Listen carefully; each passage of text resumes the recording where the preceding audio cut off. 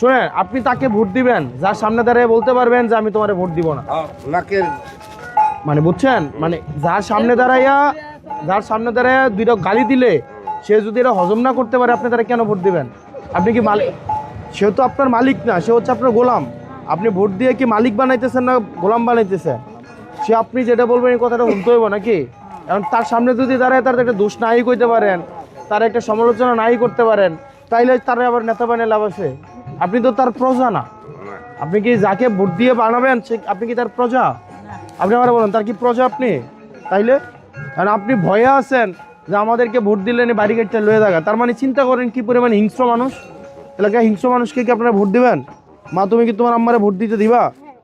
মানে ওই হিংস্র মানুষকে ভোট দিতে দিবা নাকি শাপলা গলিতে দিতে দিবা? মনে থাকবে, তুমি প্রত্যেকদিন সকালবেলা তোমার আম্মারে প্রত্যেকদিন মনে করাই দিবা, বুঝছো?